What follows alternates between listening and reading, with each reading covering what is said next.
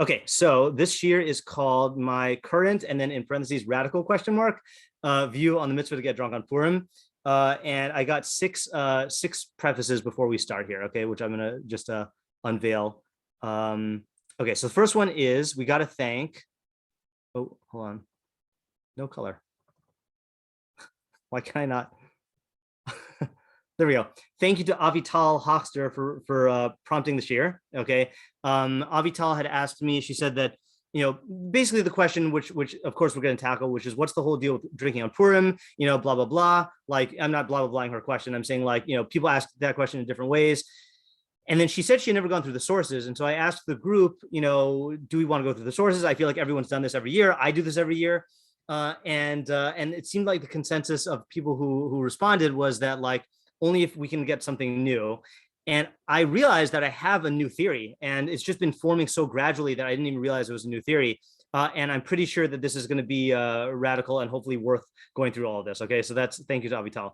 Okay, secondly, this answer is going to be nuanced. Okay, and I'm saying this at the beginning of the video because anyone who like starts listening to the shiur and says, "Oh, is Rabbi Schneider was going to say like yay drinking or boo drinking?" No. In fact, I'm going to plant the answer somewhere in the middle of the video. So you're not even going to be able to tell what the radical idea is until you watch the whole thing, okay? Or at least watch, into the part where I say it.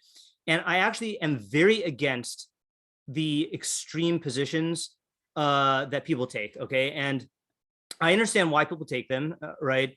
Obviously, the most extreme position, well, okay, the dumb extreme position is, yeah, you have to get drunk on Purim, and then they just like don't actually like learn the sugya and learn the halachos. Okay, that's bad for obvious reasons, and it's dangerous for obvious reasons.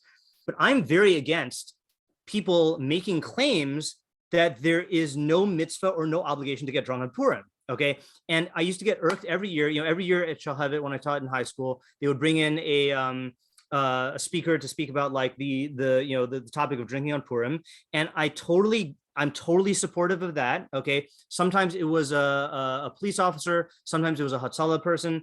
And the Hatzalah person that they brought in was a Jewish guy.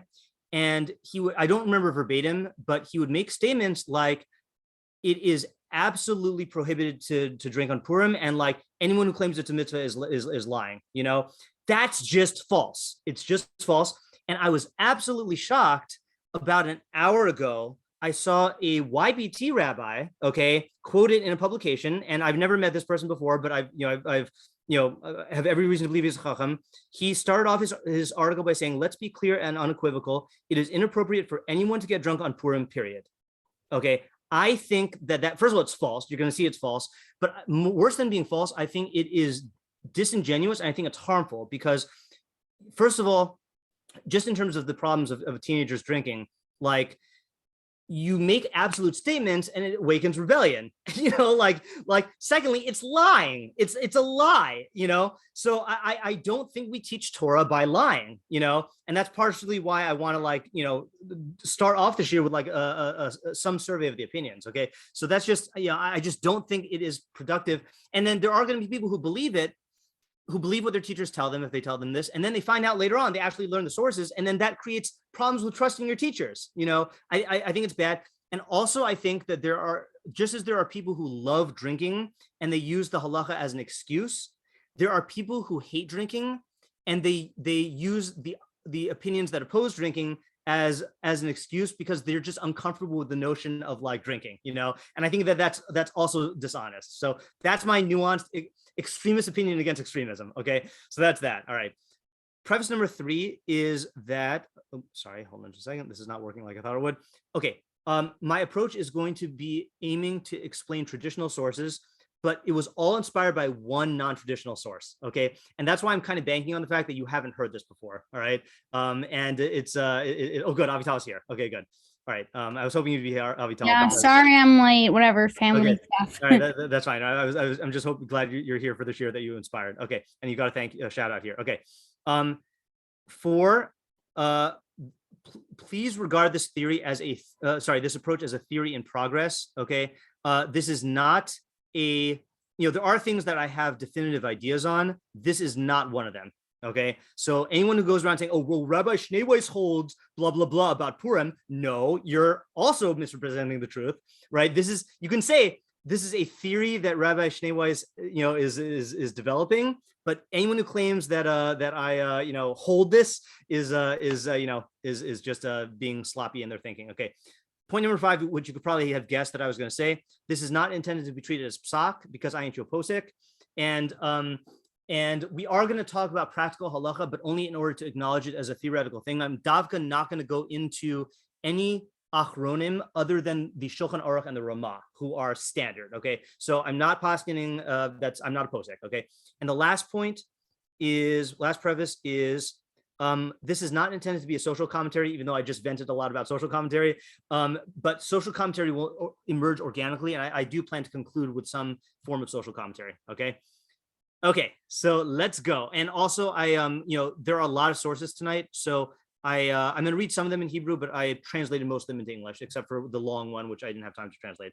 Okay, so let's start with the Gemara. Okay. And for people who have not been through this Gemara before, then welcome to this famous Gemara that is the whole basis of everything that we're going to be talking about. It's in Megillah, Daf Zayin Amud Beis, and this one I will read in the original language. Amar Rava said, and there's some versions that say Rabba. All right, I don't know to what extent that matters. There's an argument to say it really matters. Michayev inish levasumi b'poraya ad lo yada bein arur haman lebarach Mordechai.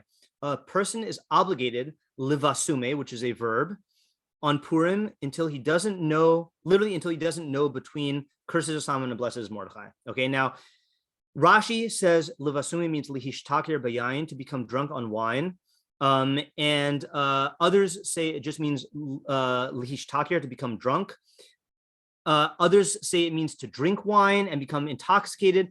Everyone holds that it has to do everyone I've seen holds that it has to do something with intoxication, whether how much or with wine, that's up for debate. Okay, but it does not mean if you every time I taught in high school in I won't say the name, in the original high school that I taught at before Shall Have It, then anytime this is the common question, people note the similarity between the word levasume and besamim, and some teenager would always say, Rabbi, maybe it means to get high. No, it doesn't. No one says that. Okay, that's just not a thing. Okay, so you can say that next time someone says that. Okay, so that's the halacha. All right. Then we have an anecdote which says, Rabba of Rabbi Zera avdu sudas Purim b'hadi hadadi. Rabba and Rabbi Zera made a sudas Purim with each other. Ivsum, they became drunk. Kam Rabba shachte le Rabbi Zera. Rabba got up and slaughtered Rabbi Zera. Okay, now some people believe that this is like a literal description that he actually killed him. Oh, well, let's read the story. Lemachar, the next day, by Rachmi, he davened the Achye, and he was revived. Lashana, the next year, Amar Le, then Rabba said to Rabbi Zera, Naisi Marv, Navit Sudas Purim Bahadi Hadadi. Come on over, and we'll make another Purim Suda. And then Rabbi Zera responded, I don't get a miracle every year, okay, which is a polite way of saying no, right? I'm worried about this happening again. So some take this as a literal thing. In fact, I saw some. There's an Acharon who deals with the question of, did Rebbe Zera's wife have to get another kiddushin because her husband died and it was revived? I don't think that this was literal, because there are only 2 Nevi'im in Tanakh who did Tchiyas Amesim as a miracle, and that was in the time of Tanakh, and they were Nevi'im. This is like in the time of the Amoraim. We don't have open miracles like that. Avram ben Ramam, in his commentary on Agadarta, says that this is an exaggeration of Talmudic hyperbole. It means that he wounded him really badly. Just like in English, we say when one sports team beats another, they got slaughtered. And then Meiri has this adorable interpretation that he says it shouldn't be shachte, it should be sachte, which means he squeezed him really hard. Gave him too big of a drunken hug. And it hurt him. All right, so that's that. Okay, and then we have the last statement, which only I'm only bringing it in for one purpose. Amar Rava said, Sudas Purim sha'achla balayla lo yatsa yidei chavaso. Purim Suda that you eat at night, you don't fulfill your obligation. My time, what is the reason? Because the pasuk says Yemei Mishteh v'Simcha Ksiv. The pasuk says days of rejoicing and feasting, which means that the feasting and rejoicing has to occur on the day. Okay, so that's the Gemara. Okay, and everyone is working with that Gemara. Okay, now in order to prevent myself from going crazy and citing all the sources, I decided to divide all the Mefarshim into 3 camps, and I'm going to cite 4 representative samples from each camp. Okay, camp one, loosely speaking, we're going to call the 4 camp. Okay, so you have, and I chose the 3 Rishonim that the Shulchan Aruch uses to paskin in the Shulchan Aruch, okay, which we'll see the Shulchan Aruch later on, which is the Rif, Rav Yitzchak Alfasi, who is, even though he wasn't technically one of the Gaonim, he's considered to be like the pinnacle of the Gaonic era by the Ramban, and then the Rambam, and then the Rush, okay, who's echoed by the Tur, who's his son. So the Rif says, simply, Amar Rava, he just says, I'm going to read this in Hebrew also, Mechayev inish li'ish takuri b'purai adlo yada bein araham l'barach morai. A person is obligated to get drunk on Purim. He just translates the word levasumi to la'ashkuri, li'ish takuri, which means shikr. And that's all he says. Okay, so clearly he holds that you are obligated to get drunk on Purim.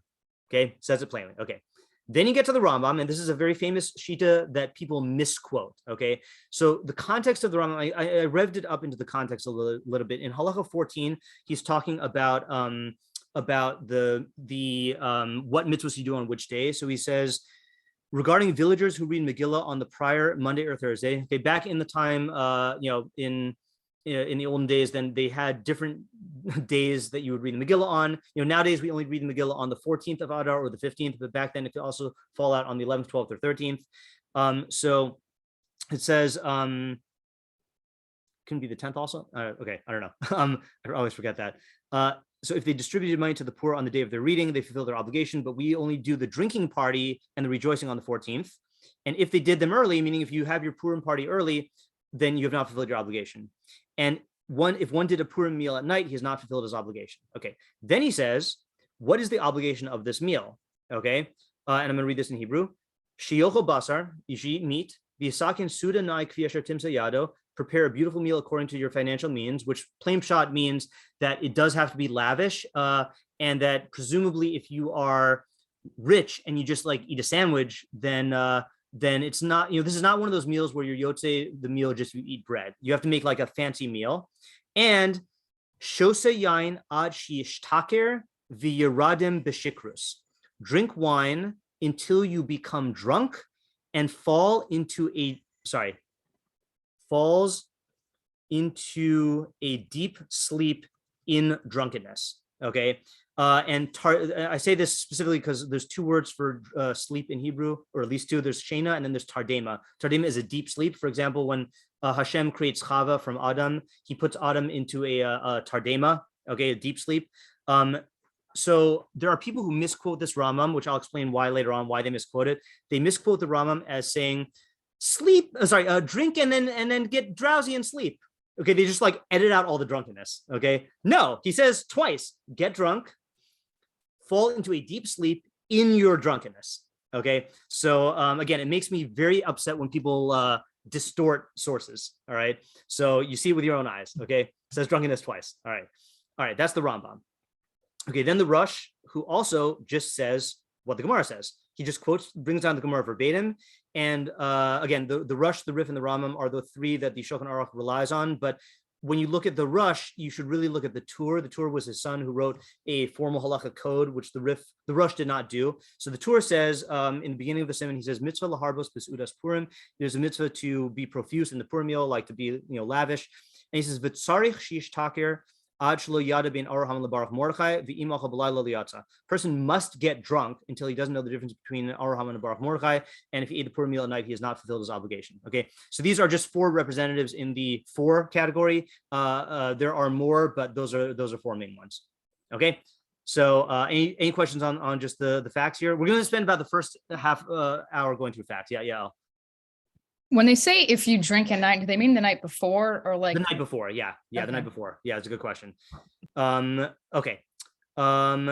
Next is the against camp. Okay, so here it pretty much all stems from one original source, which we don't have the original writings of. Okay, it is the Rabbeinu Ephraim. So the Balham. Oh, by the way, you see also here I put the years, which I don't usually do, but I feel like it's important to see the halachic evolution here. So the Rif was 1013 to 1103. Rambam was 12th century. The Rush was 13th century. The Tur was 13th into the 14th century. So here you have the Baal Ma'or in the 12th century, who says like this: Amar Rabba So I was just reading English. Rabba said a person is obligated to get drunk on Purim. Rabbeinu Ephraim, who was a student of the Rif, wrote on this. From the incident mentioned in which Rabba got up and slaughtered Rabbi Zera and said, next year come and make a Purim Suda, the statement of Rabba was rejected and the halacha is not in accordance with him and it is not proper to act thusly. Okay, so just to show you what he's doing here, our Gemara has the statement, a person is obligated to get drunk on Purim. Then right after that, it has the incident where Rabbi Zera got slaughtered. So Rabbeinu Ephraim is learning it as what we call a Maaseh Listor, I guess, like a story that is like meant to create, to be a precedent to like object to the halacha. And he's saying that since this is how the Gemara ends off, then we reject the original halacha. Okay. Now there is a question you could ask on that. Yeah, Tamar. Is it important to his explanation? It looked like he was saying that it's the original statement is attributed to Rabbah. Oh yeah, so that's what I meant when I said that it might be important that this says Rava and the story was about Rabbah. In the Baal Meor's version, it is Rabbah who said the halacha, and then Rabbah is the one who got up and slaughtered Rabbi Zera. That does seem important, but I haven't seen anyone comment on that. So yeah, It's not saying that it's rejecting his statement because of his story, like. It could be saying that. I just haven't seen be. anyone say that. Yeah. It's a reasonable assumption, but I've never seen anyone say that. But it's reasonable. Okay, so that pretty much everyone who you see who says that this halacha is rejected will quote that Rabbeinu Ephraim. And again, we don't have Rabbeinu Ephraim's writings, but he's quoted by a lot of people. Okay, the Kolbo is who also is the author of the Orchos Chaim, Rav Aaron ben Yaakov HaKohen, 14th century, says a person is obligated to levasumi on Purim. So he says not to get drunk, because drunkenness is a complete prohibition. Isur Gamor. And he says, I'm going to read this in Hebrew because it's more dramatic. Ve'in lecha avera gedola mizo. There's no avera greater than this. Shehu gorem legilui arayos ushfichus damim. It causes sexual promiscuity and murder. Ulakama avera zulasan and many other averas. Okay, so what are you supposed to do? What does the Gemara mean? Ach sheyishte yoser milimudo ma'at. Drink a little bit more than you're accustomed to, kidei sheyarbe lismoach, so that you increase your joy, ulasameach evyonim, and to rejoice with the poor, v'inachim osam v'daber alibam, and you comfort them and speak to their hearts, v'zohi hasimcha hashlema, and this is the complete simcha. Okay, so you notice he ties it into matanos levyonim. Okay, and just plain shot factually, how does drinking help you to relate to the aniyim like this? Just not asking a complicated question. Yeah, Lauren. Maybe it makes you like less inhibited and exactly shy. Exactly, right. So we've all seen drunk people before, and people who are drunk are less inhibited, and it breaks down all these like barriers, and you end up like singing with a drunk person, with a poor person, and you're both drunk and happy and like hugging each other and everything, right? So it's and I'm sure I would guess that the poor people enjoy that, being treated as a normal person instead of like someone who's in a different category. Yeah, Lauren. I don't know if this question is off topic, but I guess like the Gemara, like based on the earlier source, the first against one that you showed, is it okay that he just goes against the Gemara and says like, oh, because of the story, that means that we don't hold like that anymore? Like, so you have to have a Masorah to say that? Like, good question. I don't fully know the answer to that, but I would say that whenever the Gemara brings an incident, like an anecdote, it is an open question of why is the Gemara bringing this anecdote? Now, the Mefarshim would disagree. Will say that it's bringing this anecdote probably for some moral reason, like to show that even though you have an obligation to get drunk, you shouldn't go overboard or something like that, or as a warning that this is a dangerous mitzvah. But he is entitled, I think, to interpret and say that this is trying to undo the previous shita. I don't think you have to have a Masorah for that. I think that's just his interpretation. But while we're here again, I wanted to point out something I meant to point out before. Even Rabbeinu Ephraim must hold that this halacha was in place for a certain period of time, and not just for a certain period of time, but when did the halachos get started? In the time of Mordechai and Esther, right? So presumably, even Rabbeinu Ephraim is going to have to acknowledge that this was the practice, and Rav is the only one who said it, and then it was undone after that, something like that. I mean, it's very hard to say that he holds that Rava just one day said, hey guys, we're going to make up a new obligation, and then like it was undone. Yeah, Avital? I just don't exactly understand. Even like why did this come into being even? Like, I feel like in the Purim story itself, like, who do we see like drinking like this and acting like in this way? Okay, we're I gonna feel get to like that. We're gonna get to that. Okay, we are Yeah. gonna get to that. Yeah. Oh, which reminds me, I forgot one of the most important sources. Okay, all right, I forgot an important source. All right, hopefully I remember it when we go through the idea. But while we're here, I just want to point out Rabbeinu Ephraim and the Kolbo both hold that it is that you shouldn't get drunk, but for different reasons. Because the Kolbo is not saying that the anecdote undoes the halacha. He's interpreting the halacha as that the halacha never was that you should never get drunk in the first place, right? That you should just drink more than you're used to. And he must hold that like this story, this was a year where things got out of hand. Okay. Whereas the Rabbeinu Ephraim is holding that this undoes the halacha. Yeah, Ayala? So is this from like the Megillah originally? Is that what you're saying? It is. It must have been. We're going to see that inside. Okay, we're starting with the Gemara though, because that's the first definitive statement. There's no. I should point this out. There's no Mishnayos about getting drunk on Purim or the Purim Suda. Okay, the Mishnayos focus on the Megillah predominantly, but there's nothing about the getting drunk. So the first time we see this in an explicit statement is in the era of the Amoraim. Okay, going on the group that's against. So the Meiri also says like this. A person is obligated, Meiri was in the 13th century. A person is obligated to increase in rejoicing on this day, in eating and drinking to the point where he is lacking nothing. Nevertheless, we are not commanded to become drunk and to debase ourselves in rejoicing, for we were not commanded to rejoice in the manner of wildness and foolishness, but rather in the rejoicing which contains enjoyment, from which we arrive at love of God and gratitude for the miracles he did for us. Regarding what it said here, that until he doesn't know the difference between accursed is Haman and blessed is Mordechai. Some of the Gaonim have already explained that from what is mentioned afterwards, that Rava got up and slaughtered Rabbi Zera, all of these matters to get drunk were rejected. So he takes the Rabbeinu Ephraim approach, and similarly the Ran brings in a shita that we're going to see later on with Tosfos. He says, a person is obligated to get, this is also the 14th century, a person is obligated to get drunk on Purim until he doesn't know the difference between accursed is Haman and blessed is Mordechai. For we said in the Gemara Yerushalmi that a person is obligated to say, blessed is Mordechai, accursed is Haman, blessed is Esther, accursed is Zeresh, and also Charvana should be remembered for the good. And one is obligated to become drunk until he doesn't know what he is saying. Okay, so that is another shita which we're going to see articulated by Tosfos, but he means that you get drunk to the point. Oh, I forgot another source where. I got to do another source after this, where you it's not that you don't know the difference; it's that you can't say the phrases. Okay, but then he says Rabbeinu Ephraim wrote from the incident mentioned in which Rava got up and slaughtered Rabbi Zera, as stated in the Gemara, that the statement of Rava was rejected and it is not proper to act this way. Okay, so those are four Rishonim who hold that you should not get drunk. Okay, or it's usher to get drunk. Let me just really quickly bring up this point.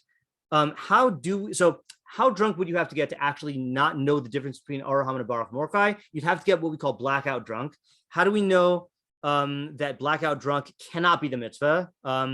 Because there's this category called shikruso shalot, okay, which is mentioned in several halachic contexts. The clearest expression of it that I'm aware of is in the Rambam. Rambam has it 4 places, it looks like. The Rambam in Hilchos Mechira, in the laws of sales. So he says, Hashikur, hold on, this is blocking the thingy. Hashikur, mikachu mikach umemkar memkar umatanosav kayamin. So someone who is drunk, okay, regular drunk, which we'll define later on, his sales can count as sales, and his gifts count as gifts, and his purchases count as purchases. In other words, we don't say, oh, you were drunk, you didn't know what you were buying. Okay, we count them as sales. But even if he gets drunk to the drunkenness of Lot, and you got to remember what happened to Lot is that he slept with his daughters, right, when he was drunk. He is a drunkard who acts and doesn't know what he's doing. In ma'asav klum, his actions are nothing. V'harihu keshota, and he's like an imbecile. Kakatan pachos bin ben sheish, and he's like a 5-year-old kid, a kid who's like beneath 6. Okay. Another place where the Rambam talks about this is in Nazirus. He says, when you're a Nazir, or sorry, if you become shikrus shalot, your words don't count. You're not liable for any avera that you do.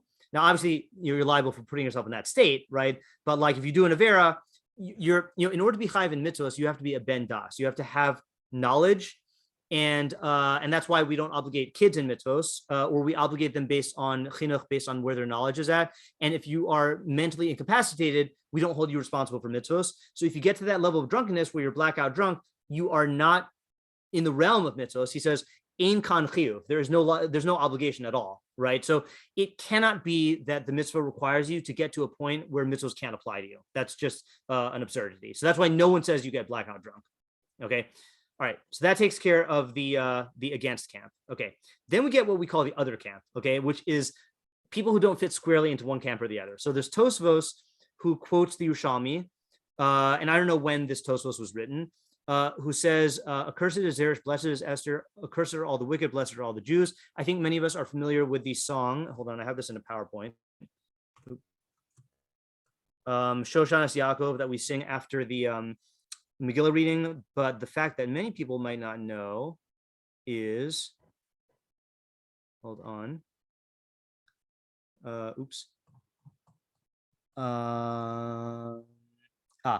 is the Machzor Vitri, who's a student of Rashi, says, that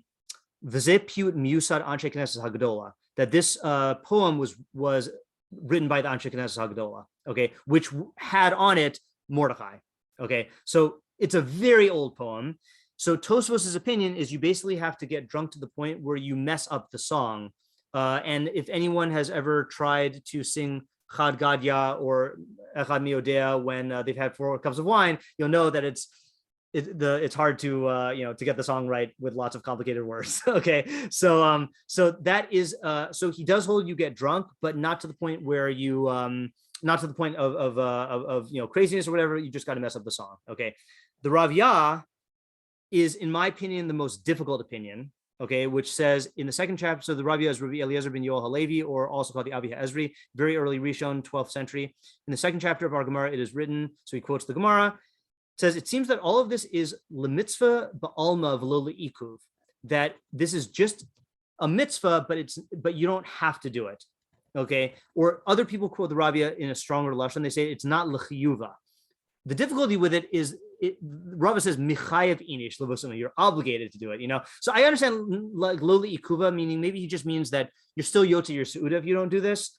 That's probably the more conservative way to read it. But there are others who quote him and say that you're not obligated at all. It's an optional mitzvah. To me, saying it's totally optional is very difficult. Saying that you have to do it, but it's not ma'akev, that's easier. Okay, yeah, Lauren. Can you explain what Tosfos says again? I'm kind of confused. Yeah, Tosfos says that you basically saying. have to get drunk to the point where you mess up the song. And one of the lyrics of the song is Arur Haman, Baruch Mordechai, Arur Zeresh, Brucha Esther, Arim Kol Roshaim. So when the Gemara said, until you don't know the difference, it was referencing this song that was written in the time of the Megillah that we've said for centuries, and it was assuming that you knew that, and that you get drunk to the point where you mess up the song. And that's what the Gemara meant. Okay, thank you. Yeah. Okay, then you've got the Sefer Mahariel. This is the weirdest opinion, okay? So this is actually, I guess this book was not written by the Mahariel, but by one of his students. He says, I asked the Mahari Sigal, who is the Mahariel, Rav Yaakov ben Moshe Levi Moilin, in the late Rishon, 14th century, early 15th century.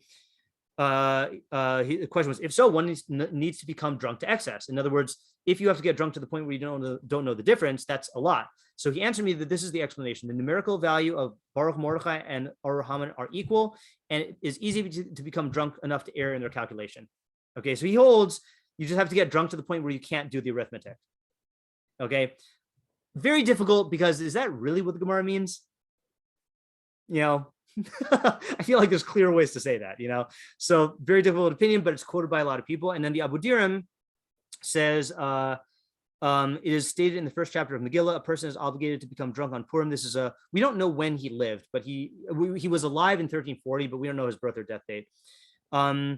Until he doesn't know the difference between Arur Haman and Baruch Mordechai. Some explain this to mean until he mixes up Haman with Mordechai and Mordechai with Haman, meaning, I guess that's another verbal slip thing.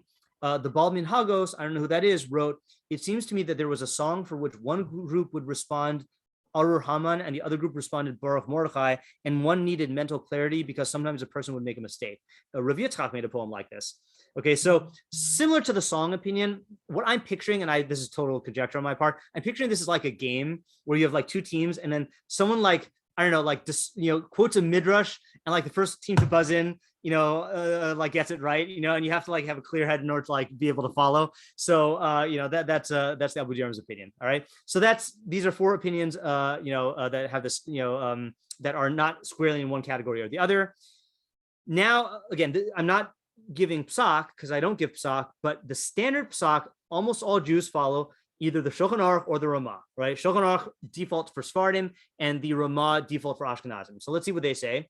So they say, so the Ramah starts off, it is a mitzvah to be profuse in the Purim meal, quoting the Torah, and we fulfill our obligation with 1 meal. I don't know what that means. I mean, maybe you don't have to have 2 meals on Purim. So the Shulchan Aruch just says, I put him in bold, if one made the Purim meal that was, if one made a Purim meal at night, typo here, he has not fulfilled his obligation. Okay. Ramah says, nevertheless, one should also rejoice at night and be a little profuse with a meal. Okay, here we get to our halacha. Shulchan Aruch, a person is obligated to get drunk on Purim until he doesn't know the difference between Ar Haman and Baruch Mordechai. He just quotes it straight from the Gemara, and that's it. So the Shulchan Aruch clearly holds you get drunk. Okay, then the Ramah says, and some say he doesn't need to get so drunk. Rather, he should drink more than his custom and sleep, because he is asleep, he doesn't know the difference between Ar Haman and Baruch Mordechai. Now, and then he says, and whether one increases or decreases, as long as his heart is directed to heaven, meaning, whether you drink a lot or a little, just do it for the right reasons. Okay, now, I think the reason why people misquote the Rambam is because they're familiar with the Rambam from the Ramah, and the Ramah does not say you drink and get drunk and sleep fall into a deep sleep in your drunkenness. He just says, drink yoser milimudo, that's from the Kobo, drink more than you're used to, vayishan, and sleep. So he uses the light word for sleeping, not the deep sleep, and he doesn't say drunk. And we took shiyashin eno yudei ben Ar Haman leBaruch Mordechai, and the All Torah version quotes the Maharil for this, which I didn't see this in the Maharil, but the standard versions quote the Rambam in parentheses. So I don't know who did that, but that's not what the Rambam holds, So I think that's why people like misquote the Rambam a lot, because they see it in their editions of the Ramah, and they assume that the Ramah is quoting the Rambam, when really the Ramah is doing like a mashup of part of the Kolbo and part of the Rambam, but adapted. Yeah, Ayala? So if it was a chiyuv, then would a woman be pater because it's a mitzvah aseh shezman grama? So that's a good question, which I am not going to take up tonight, but it's a difficult question because women are obligated in all the mitzvahs of Purim, and yet it does seem to be that the minhag is for women to not do this mitzvah. And there are, and the question is why not? And I have theories, but I have not seen it talked about in the classical sources. I think the Achronim deal with it, but the Zman Grama thing would not apply to this. The 3 answers that I've heard before, which again are not in classical sources, are that if you say that the mitzvah is to get drunk specifically on wine, we have this principle of that for men, ein simcha ela b'basar ve'ein simcha ela b'yayin, but we don't typically say that for women. Obviously, women can enjoy meat and wine, but we don't say that that's like there's a simcha beverage for men, but not for women. To me, that's a little bit of a weak answer. To me, the strongest answer is that that it would lead to really, really bad things. And it can even lead to bad things with men, but you can imagine it being even worse if all the women in Klal Yisrael are just getting drunk, And so for like, whether like, I mean, pikuach nefesh or like, just prevention against, very easy to do, isurei bia, like, then we don't do it. And then the third one is interesting, which is that it similar to like, one opinion about why women are not obligated to do heseba, to recline on Pesach, because it wasn't the custom for women to drink like that back then. But the pasuk says that Vashti made a mishteh nashim. So I don't know. Okay, so that is the psak. Okay, now we can answer we can ask our questions. Okay, all right, good. We're on good time. Okay, I intended to get through that in half an hour. All right. So what are the questions we have here? And I think the way you formulate the questions might dictate the direction we go. So one question which was already asked, which is like, what is the origin of this, right? In other words, like, is Rava the earliest source? Okay, like, all the mitzvos that we have presumably are in the Megillah, right? So is this anywhere in the Megillah? All right. What other questions do you have? And feel free to ask the obvious questions.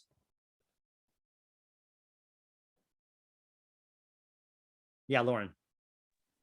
I guess what's the purpose? Like, I guess the reason that they give, like, that you don't know the difference between Abraham and Baruch Mordechai is also, maybe, I don't know if this is the second question, but it's elaboration of that. But like, yeah, it doesn't really seem why that would be a benefit. Okay.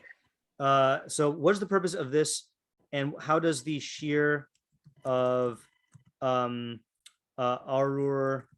ad lo yada, sorry, of ad lo yada make sense? Makes sense. I guess yeah. I'm assuming that it means like more literal, but I guess even according to the other interpretations where it's saying like you can't calculate the difference or you can't sing the song, it's still, I guess, what's the benefit in that? Right. So I mean, I'll tell you that just to strengthen that part of the question, I mean, I think the main part of the question is strong enough, but the other part, isn't the whole point of the day to know the difference between Ar Haman and Baruch Mordechai? So why should this mitzvah require us to get into a state where we can't know the difference? So that's a question. I don't know if we're going to answer that tonight. I have given answers to that in the past. Avital? I have two different ones. One is like kind of what I was asking before. Like it just seems from the Megillah, like the people that were doing this was like Achashverosh and his like friends. Yeah. Yeah. And then the second thing is kind of like based off of what Ayala was saying. And I was wondering like, who's it kind of, even the Gemara, like who's it speaking to or about? Like, is it supposed to be like the rabbis of the generation? Is it supposed to be like the anyones of the generation? Is it supposed to be like, who's it directed towards? Okay. So the answer to that question is everyone. Okay. No one. Yeah. I mean, again, there is this. It seems like the practice is for women to not do this, but it's definitely halakha for all men. And no one says. There's anyone who treats it as the halacha says it's for everybody. No one says you have to be on a certain level to do this. It's as much of an obligation as any other mitzvah on Purim. So I'm not even that. I'm not delegitimizing your question. I'm just saying that is a fact, that it's for all men. And regarding your other question about in the story, I'm gonna save that because I think someone's gonna ask a more all-encompassing form of that question. But I think it'll fit. Yeah, Ayala. So not exactly a question, but is this normal? I mean, I guess it is a question. Is this normal of halachic texts and I guess topics to be like so divided on like just what the basic halacha is? Okay, good. That's one of the questions I want to answer. Okay, and this question has bothered me every year, and this is the first year I've been able to answer it. Okay, so what's up with the crazy what's the word I'm looking for? Polarity. That's a good one. Polarity of opinions.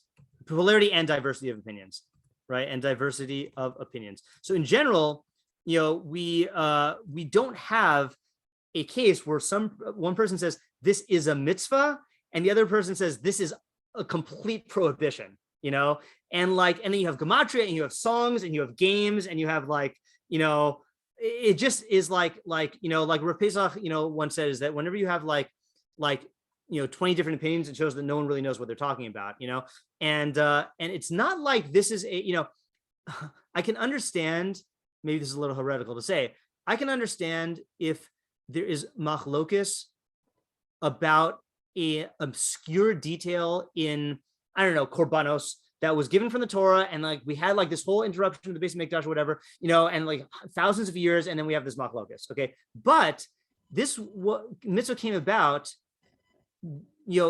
at the return from close to the return from the Galus Bavel with Anshe Knesset Hagdola. They set up this mitzvah, and yet we have all this machlokus. Do we really not know what we're supposed to do? So that's a great question. Okay, good. Yeah, Lauren.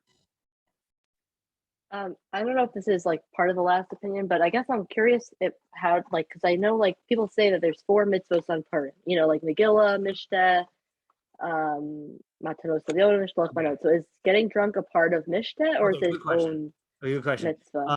So I'm going to put this in the way, I don't know if this is a term that we just use in YBT or if it's a Brisker term, but I'll say, what is the halachic address of this halacha, right? So in other words, is there a standalone mitzvah just to get drunk? Is this part of the Seuda? Is this part of Matanos Levyonim, like the Kolbo suggested? Where does this halacha fit into the system?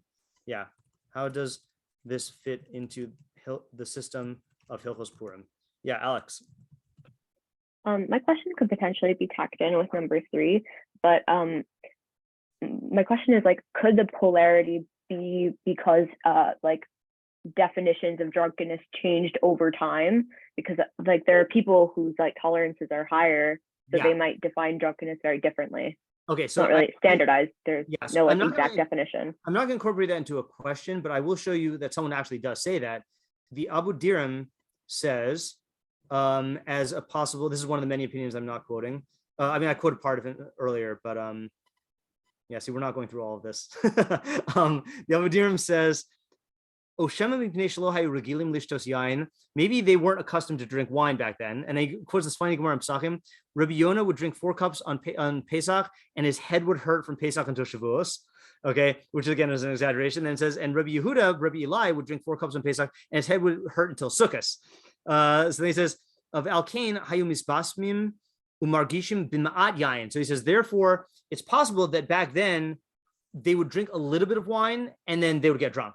He says, Aval anachnu, but we, Shurgilim Bo, we who are accustomed to drink in anu mishtakrim harbe, we should not, in anu mishtakrim harbe, mihera, we who don't get drunk, wait, I just misread this. Aval anachnu shurgilim bo, we who are accustomed to wine, in anu mishtakrim mihera, we don't become drunk fast. English shows yain kokak, we shouldn't drink so much wine. Okay, yeah. So that is something that is mentioned. So good intuition there. Yeah, Tamar. Oh, I don't exactly know how to formulate this as a question. I think it's kind of related to the stuff that we said before, but like, do the people who say that you should drink, do they hold that there is a problem with drinking, that this is like you have to balance it, you know? Like, Okay. is it, I don't know if that makes sense. Okay, yeah, there that is a good question. I'm gonna wait till see if someone asks like the big question that encompasses that and Avital's question. Okay. So good question, but I'm gonna wait a little. Yeah, Ayala. So I think this would fall under number 2 also, but if this is like, I was just thinking of like, what is the reason for this mitzvah? And then first I was like, oh, we don't like, we can't ask for a Tama and mitzvahs for everything, but like, because this is derabanan, Yeah. shouldn't like, why is there no mention of any reason? Okay, so it's a good question. I wouldn't say that there's no mention of any reason, right? Like the Kobo gave us a reason for it, and the Meiri gave us a reason. It's to increase our simcha. But it is a fair question about maybe like why is the reason not clear? You know, yeah. Like in the original sources at least also. Okay, right, in the original sources, yeah. Yeah, Lauren. I don't know if this is a big question you're going for, but I guess it is kind of troubling to me that there's a mitzvah to like impair your mind, because I feel like Thank the you. mind is the part that's supposed to be like a Selam Elohim and Okay. bring you closer to God, knowledge of God. So Doesn't drunkenness go against the entire Torah? Okay, right. So under that, we can say, you know, like Avital's question of like only the bad guys get drunk, you know, or what is the first case in the Torah of someone getting drunk? No. No, and what happens to him when he gets drunk, according to Chazal? gets castrated, or Yeah, he either gets castrated or raped. That's pretty bad, right? What's the second case of drunkenness in the Torah, which we already mentioned, is Lot, and he ends up sleeping with his daughters, you know? And so the, you know, the drunkenness, and there's tons of psukim in Mishlei that are against drunkenness. And you know, there's lots of Gemaras that are against drunkenness. So it seems like, so the question is, how can this be a mitzvah? Okay, and then this is where Ayala's question comes in,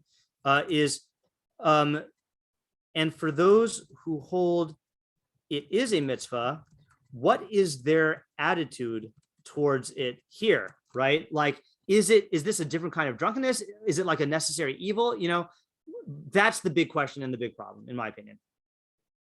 Okay, any other questions? Okay, before we go into answers, I'm going to support this question from the Rambam, and the reason why is, and you know, I know you're not supposed to pick favorites, but the Rambam, I think, has the most I'll just say it. I think he has the best opinion. Okay, but I mean that based on my learning of the sugya. Okay, but I'm going to strengthen the problems for the Rambam. Okay, so let's just go do a survey of what the Rambam holds about drunkenness. Okay, so in Hilchos Deos, which is character traits, he says, when a wise man drinks wine, he only drinks to aid digestion. That was a belief that they thought back then that wine helped you with digestion. I don't think we hold that anymore. Okay. Anyone who becomes drunk is a sinner, is disgraceful, and ruins his wisdom. And if he becomes drunk in front of ignoramuses, then he has desecrated the name of God. It is prohibited to drink even a little bit in the afternoon, unless it is part of his eating, since drinking while eating to aid digestion doesn't cause drunkenness. He should only be careful about wine after the meal. Okay. You know what? I have to do something. Hold on just a second. Sorry. Pause recording. Catchy. Okay. So that's the Rambam on Deos. Okay, then the Rambam in the More Nevuchim says a very extreme statement. As for gatherings with a view to drinking intoxicants, you should regard them as more shameful than gatherings of naked people with uncovered private parts who excrete in daylight sitting together.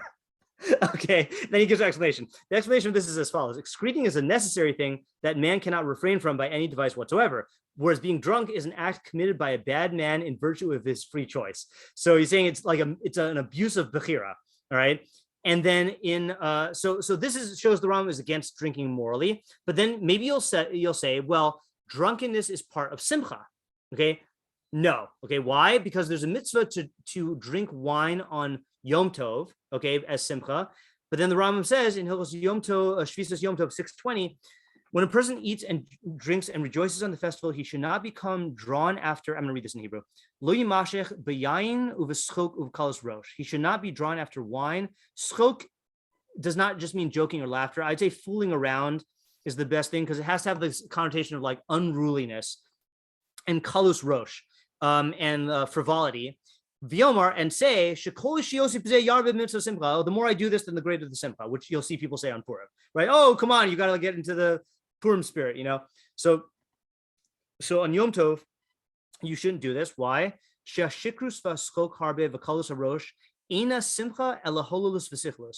That drunkenness and excessive fooling around and frivolity is not simcha, it's debauchery and idiocy. We are not commanded to be debauched and idiots. We are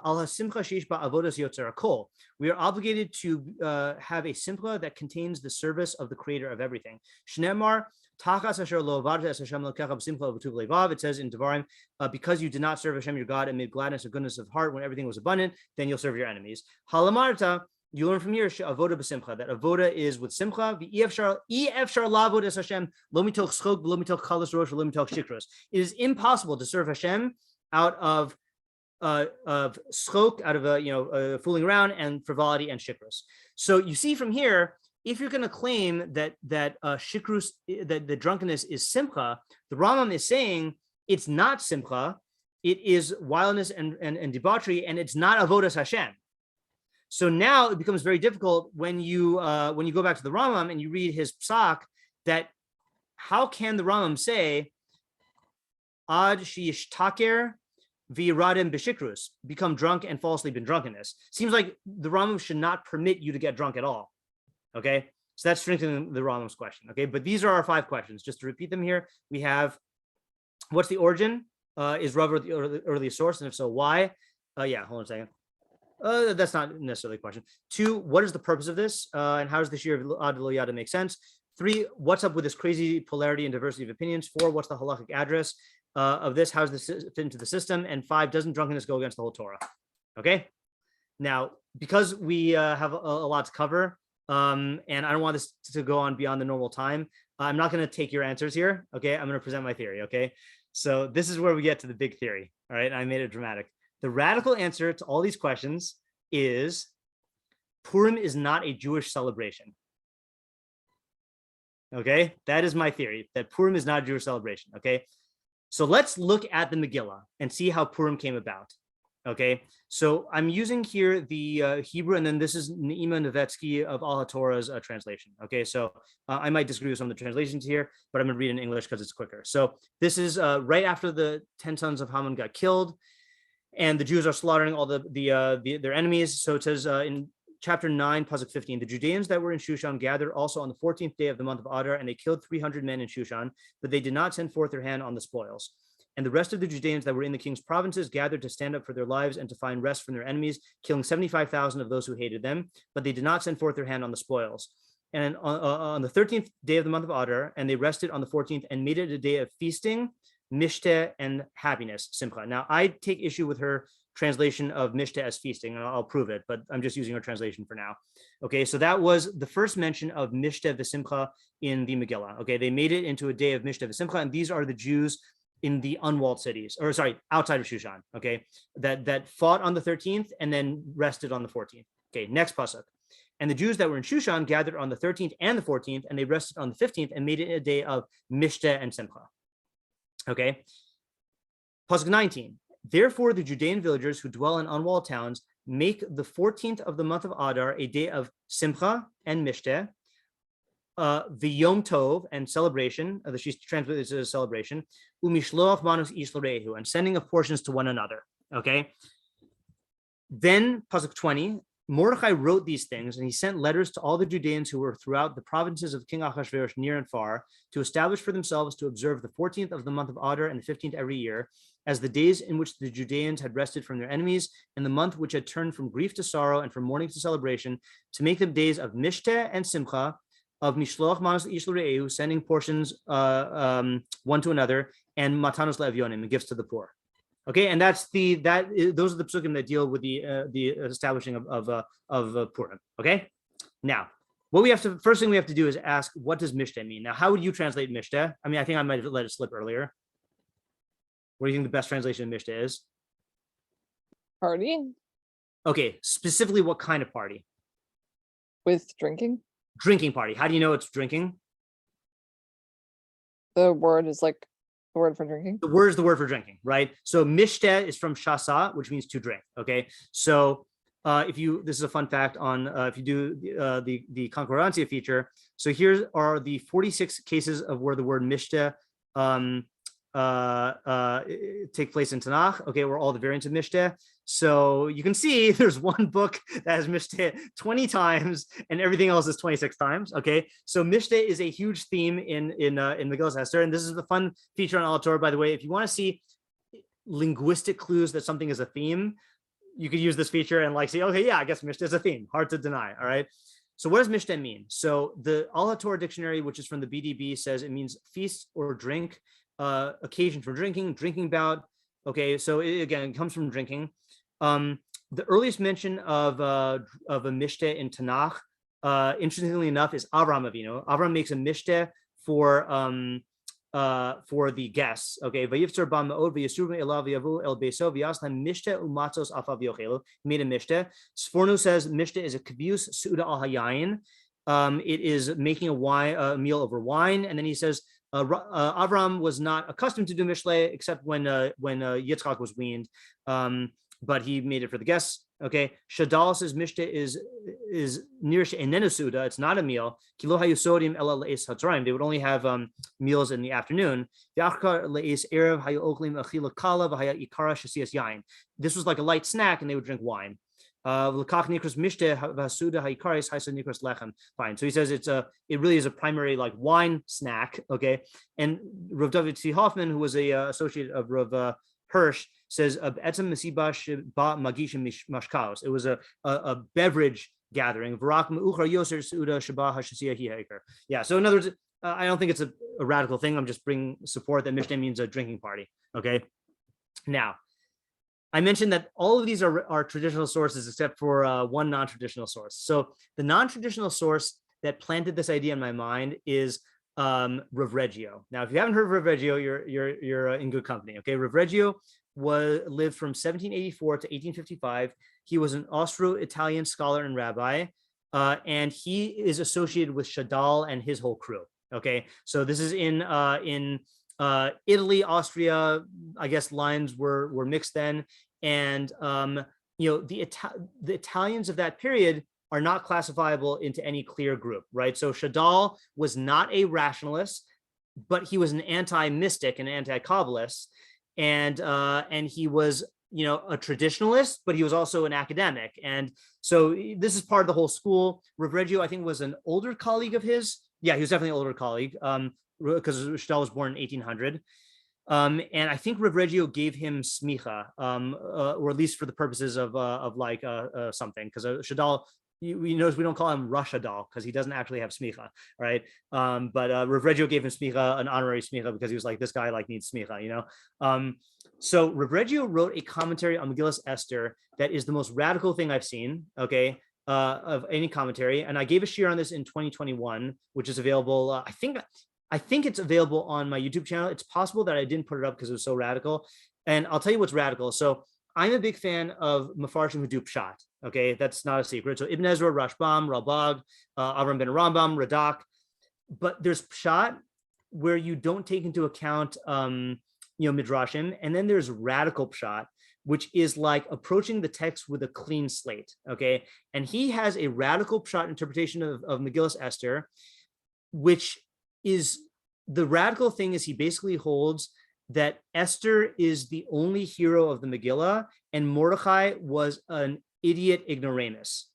Okay, and he builds a bunch of arguments that we clearly hold that Mordechai was a tzaddik, and we have tons of midrashim and in our tefillos, the Mordechai was a tzaddik. Rav Reggio says, I just want to take the Megillah at face value and just interpret it and see what happens. And he ends up making a very good case that if you just had the Megillah itself, you'd have lots of questions on Mordechai's actions. Okay, I happen to think that Rav Reggio goes way overboard. It almost sounds like he has some sort of agenda to make Mordechai into like ignoramus, which I think is taking it too far. Okay, so that's what Rav Reggio's thing is. So in the course of doing this commentary, I stumbled upon some very good questions and a very interesting narrative of how Purim came about. And that's what I want to read. So I'm going to read this from Rav Reggio, and I didn't translate it into English because it's a little bit long, but I'm going to read it. And I'm not just taking these ideas. This is what inspired my thinking. Okay, so I'm going to read this, and then I'm going to state my own opinion. Okay, so this is in Perek 9, and he says like this. So here's this question. After the sorrow was changed into joy and the mourning changed into Yom Tov, Shalach Mordechai Sfarim El Kol HaYehudim. Mordechai sent books to all of the Jews. V'tziva lasos Purim b'chol shana v'shana, and he commanded the Jews to do Purim each and every year. Mi lo yispale liros, who would not be astounded to see shelo order osam afilu b'dibur echad laseis shebach v'hoda lelokei Yisrael asher pada osam mireda shachas. Note, nothing in Mordechai's books says that you should give praise to God. Weird, right? V'lo tziva she'yizamru lo halal hagadol, and Mordechai did not command the Jews that we should say halal al geulasam kilo lemchasdo. Okay, and in fact, and he doesn't say this. You were asking like, where does it talk about drinking in the Megillah? Yeah, you know what else is not mentioned in the Megillah for the celebration of Purim? What did you notice when we read the Psukim is not mentioned in the Megillah? That is a big part of Purim. Like God? Okay, yeah, that's true also, right? But there they give answers too, which is that there's different answers about how like this was also a secular document, that was in the Chronicles of Prosmate. What I mean is when it describes the institution of Purim as a holiday, like in the final form, what is missing? Yeah, Tamar? Reading the Megillah? Reading the Megillah. Okay, the Megillah never says that you should read the Megillah. Now, we darshan it out of the phrase, Hayamim ha'ela nizkarim v'na'asim, these days are remembered and done. And we say that that's a reference to Megillah. But it is very strange if you read the Pshat, it never says that he instituted that the Megillah should be read. Now, you can give other answers to that and say maybe that was instituted afterwards. But he's asking a good question. Why was this not done l'chatchila? Okay. By the way, this is an example of the type of question he has on Mordechai. Okay, so you don't have to accept his theory, but you admit to a good question when you see it. So he says, Ella kasher be'is tzara lo ziras osam lisa levavam el kapayim el kel b'shmayim. This is another question. He says, when the Jews, when he found out about the decree, the only thing Mordechai did is he just like put on sackcloth and he mourned. But Mordechai did not tell the Jews to daven to Hashem. Who did that? Esther did that, so that's part of his evidence for showing that Mordechai was not a religious Jew. That Esther's the one who actually like said, okay, guys, let's have everyone do a fast and tefillah, because that's what we Jews do when we're in trouble. So Rav Reggio says, just as at a time of Esther, then Mordechai did not motivate them to turn to God. Kain ata, so too now, ki haisa haravacha, when they had relief from their enemies, shachach kel Moshiam, Mordechai forgot the Savior, the God who saved them. V'lo zachar lahodos l'Hashem chasdov nivlo osav. And he did not say, mention that they should thank God for his chesed and his wonders. V'zeh tamar v'davar tema. This is astonishing. V'im haya az mizbeach bano b'Yerushalayim, and even though the mizbeach was built in Yerushalayim, so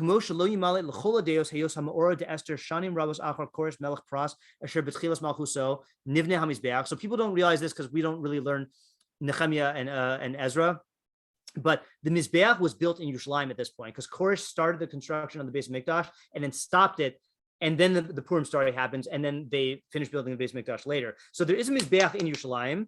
Echlo Allah al libo lahakri sham korbanos toda ba'ado uvad kol kahal Yisrael al godol hatova asher gamlam hakel yisbarach shalom nasam teref l'shine oyevehem. Mordechai was second in command to the king, and what did he not do? He did not send, and he sent letters all over the place. He didn't send letters to tell the Jews in Yerushalayim to bring korbanos on the Mizbeach. Okay, it's a good question. Ha'im rak bazeh yishalmu bnei Yisrael chovasam lifnei geolam yisbarach b'malei kresam basar v'yayin v'shloch manos ish l'reihu. He says, is this how the Jews pay back their debt for being redeemed by God? By filling their bellies with meat and wine and sending gifts to their friends? Kasher kiyam alehem Mordechai ha'yehudi b'yamim ha'hem, like Mordechai made them do in these days. Nispashet and minhag ach b'yamim ha'ele, and that minhag is what spread. Okay, so this is where I first got this notion. Oh, it's true. The Purim celebration in the Megillah does not sound like a Jewish celebration. Okay, right? Is that what do we do when we're redeemed?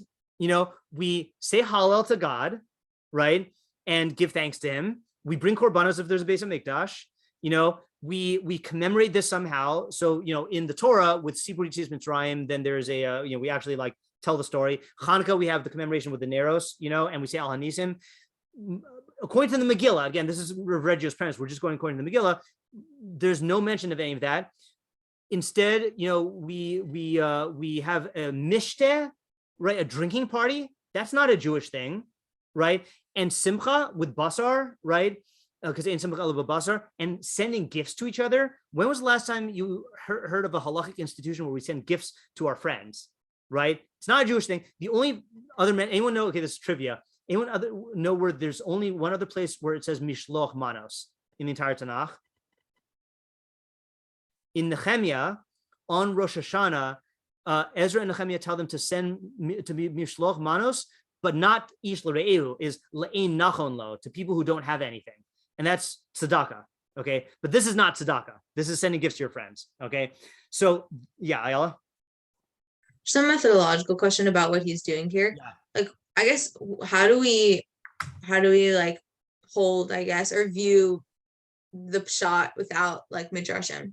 Like, is it okay to just like read the pshat and learn it? Good big question, which I'm not going to take up now, but it's a good question. And I do think that that the questions he raises do have to be answered, even if you do answer them according to midrash. Like this question has to be answered according to the midrash, you know, I think, like, you know, or according to halacha, right? Okay, but then he goes on. So here he describes what happened. V'al-davar hasfarim. So now he's commenting on Pesukim 20 through 22. These Pesukim here. Okay, so he wrote all these things, sent letters to the Judeans who were out the provinces of King Achashverosh. Oh, I forgot to ask this question. Oh, yeah, hold on a second. No, I'm not going to ask it yet because that's my theory. Okay, so he says like this. V'al-davar hasfarim asher kasam Mordechai al kol Yehudim achrei hateshua hagdola hazos l'kaim aleim lios osim esimei purim b'chol shana v'shana. Regarding the letters that Mordechai sent out to all the Jews throughout all the kingdom to establish, to do these days, yesh lishlo, you can ask, ma kol hacharada hazos lahamis aleim chok kavua kazeh la'olamim olamim. What was the urgency? I think charada literally means trembling. Why was there this urgency to impose upon the Jews to celebrate this for all generations? It says later on in the Megillah that the days of Purim will never cease from among the Jews, and their memory will never go out from their offspring.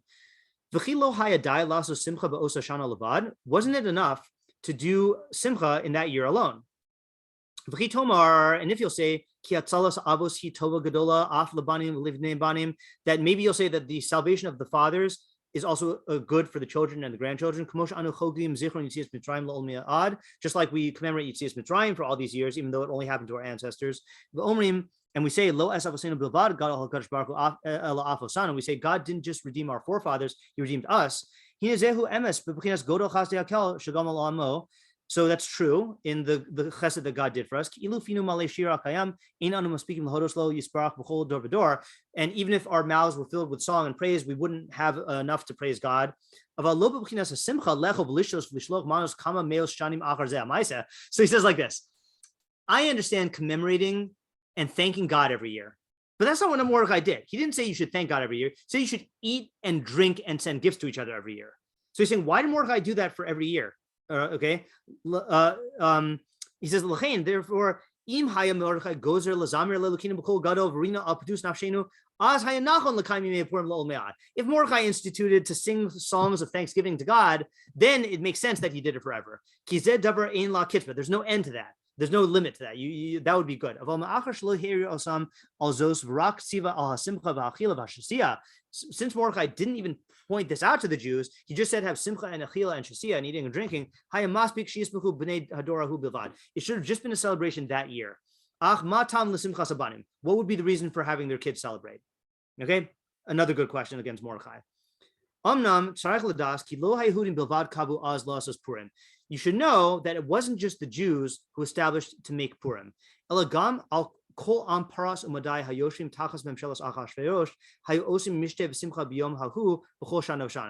was also the nations of Persia and Media that were under the dominion of Achashverosh that they made a mishta and a simcha on that day every year. This is what the king instituted to have a recollection of the day in every year in his kingdom. Now, this is another controversial thing, that the Rav Reggio doesn't use Chazal in his radical pshat, but he does use history books. Okay, and he says, how do we know that Achashverosh instituted that all the non-Jews in his kingdom celebrate this? This is written in the appendix to Megillas Esther. Now, have you ever heard of the appendix to Megillas Esther?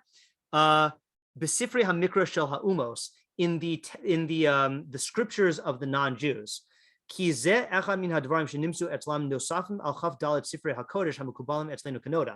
is what they have in addition to the 24 books of Tanakh that we have. So let me show you this. I forgot to line this up here. New Testament. Okay, I think this is going to be listed here. So in the Christian Bible, and by the way, this is a very Italian thing. Okay, like you're not going to find, this is a radical thing. Making recourse to these things. Shouldn't there be okay, here we go. Okay, hold on. I can only find it based on a meme. Hold on, I made a meme about this, so it's just easier to find the meme. Torah memes.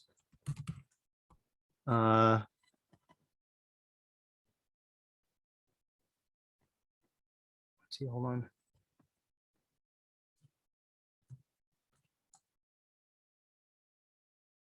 Oh yeah, here we go. I love that you have a Torah memes folder. Yeah, I just so want to I say went that. through this whole thing. I made a bunch of prequel Star Wars Torah memes.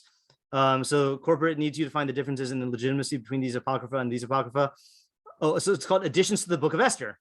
Okay, Tosafos the Megillas Esther, right? They're the same legitimacy. All right, that's just making fun of how the Star Wars prequels are not really, the Star Wars sequels are not really legitimate. Okay, but anyway, Additions to the Book of Esther are and the Testament of Job. So these are books that Psalm 151. Okay, these are books that Prayer of Menashe that did not make it into Tanakh. Okay, but they were written at that time. All right. So here's Rav Reggio's argument. He says like this. So he says. We distance ourselves from adding those books to Tanakh because we hold that only the 24 books of Tanakh are written with Ruach HaKodesh. Okay.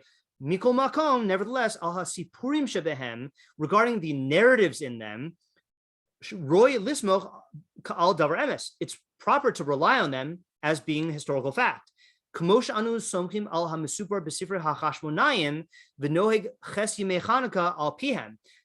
we rely on the books of the Chashmonayim, right, the book of Maccabees, right, and we do the 8 days of Hanukkah based on them, So again, we do this. We rely on the book of Maccabees not for halacha, but for the history. Like much of what we know about the whole history of the Chashmonayim is from the book of Maccabees, which is part of the Christian Bible, but it was written then.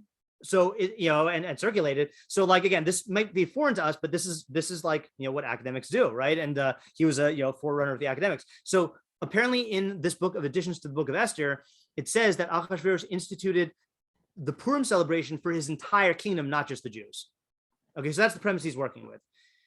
So now he answers. He says, "Ve'ata b'sof Esther kasuv sham b'perek Yud Vav." So now at the end of Esther, it's written in Perek Yud Vav, which, by the way, our Megillah Esther only has 10 prakim. Pashegen ksav hadas asher nasan hamelech lahodia l'chol ha'amim ki Haman bagad bo. So why did the king? This is going to make a lot of sense. Why did the king? It says a copy of the letter of the law was given by the king to make known to all the people that Haman betrayed him. Okay, v'chi bedin nigzra alav misa, and that Haman was executed according to law. V'tachlis devarav sham hu kach, and the purpose and the purpose of it is stated there. It says, quote, this is in the book of the what was it called? The additions to the book of Esther. Lachein af atem, so too you too, meaning you people of Achashverosh's court kingdom. Tasimu hayom hazeh, make this day bein shar yemei chagenu, among the rest of our holidays. V'tachogu oso b'chol minei simcha, and make it in all types of simcha. Ba'avur yodea l'dor achron, in order to make known to the last generation. Ki kol hashomer pikudas malchei paras paras yikabel sachar al emunasenu, that anyone who observes the laws of the kings of Persia will receive reward for their for their faith. Anyone who goes against the king his memory is gonna be destroyed. So that was the end quote. Based on these things, it is proper to think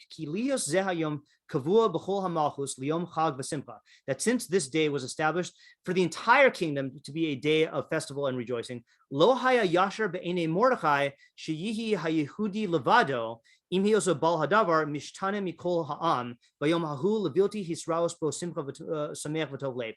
The Mordechai did not want to make this law different for the Jews to stand out from among all the other people, and to rejoice in a different way. Therefore,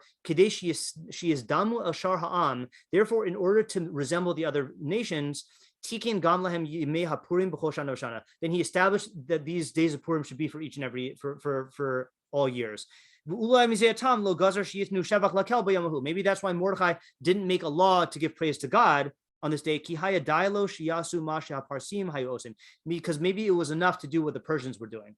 Okay, so just to summarize here, he's saying, if this were just a Jewish holiday, it would be enacted as a Jewish holiday, but Mordechai enacted it at Achashverosh's request for all of Persia in order to commemorate that this is what happens when you disobey the king, and if you obey the king, you get good reward. Because remember, this is about Mordechai also, right? That the king is rewarding Mordechai, and Achashverosh incorporated it into the holidays of the kingdom of the Persians. So Mordechai had to design this holiday in a way that fit into the Persian way of celebrating, and was not calling undue attention to the Jews and making this into a Jewish thing. Okay, so if you accept that as the facts, which again I think he has a good reason, we do accept the Book of Maccabees the same way we accept Josephus as like a historical record written at the time. So that's a fact. Okay. And let's just end here, end the Rav Reggio here, okay, and then we'll answer our questions.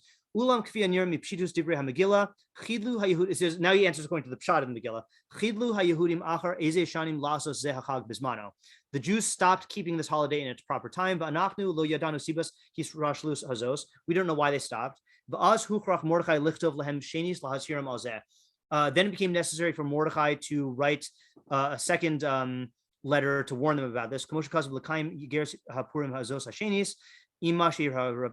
I don't need to read this. Yeah, he just says, okay, fine, I'll read it. Ibn Ezra Sham. So Ibn Ezra writes about this.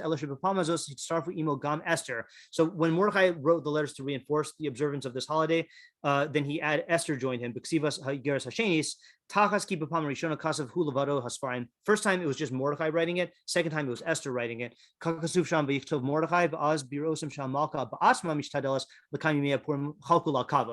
saw that the queen was urging them to keep this holiday, then they wanted to give her honor. And that's why they before, for her sake, then they wanted to go back and do Purim.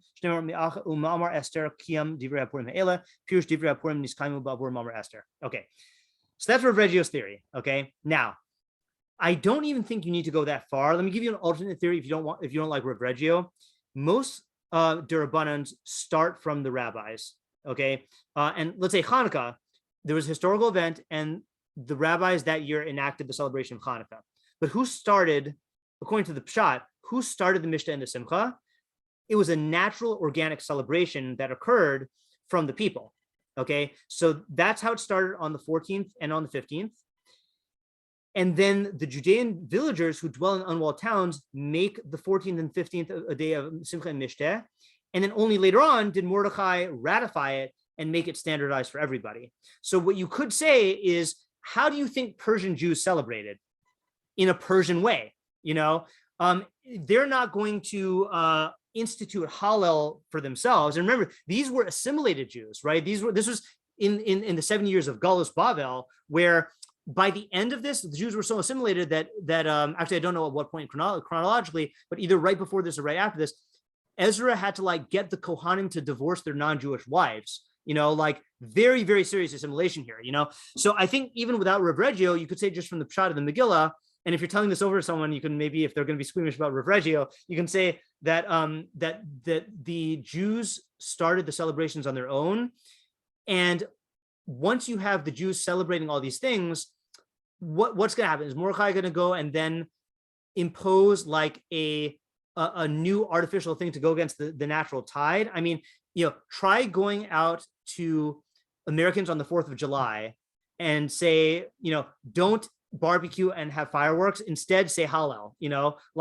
It's not going to work out. So what he did was he made. So this is what I'm. So okay. So this is what I'm going to claim. Okay, whether you take Rav Reggio or not, what I'm going to claim is like this: is that Purim is not. And this is my explanation of my theory. Purim is not a Jewish celebration. Okay, it either emerged organically from assimilated Persian Jews, or it had to be instituted as a Persian holiday by Mordechai if you buy Rav Reggio's theory. Okay, but either way, it was not instituted as a Jewish celebration, but it was instituted nonetheless. And therefore, what had to happen was subsequent generations of Chazal had to come along and infuse these non-Jewish celebrations with halachic parameters and Jewish ideas and values. Okay, so that is my contention. Yeah, Yael?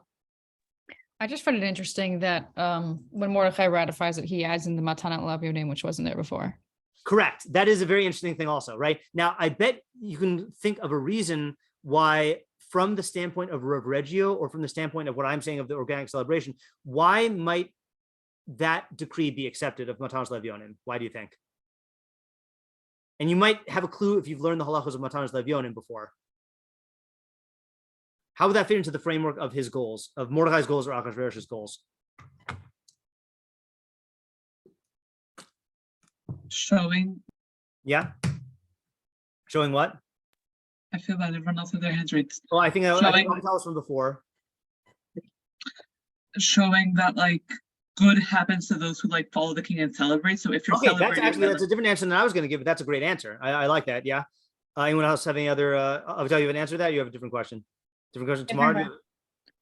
I don't remember if this is related, but the Matanat L'Avyonim is it also for them to be able to do this? Party? Good, exactly, right. So if you look at the halachos of Matanat L'Avyonim, then there's a lot of indications that the purpose of Matanat L'Avyonim is so that they are able to celebrate.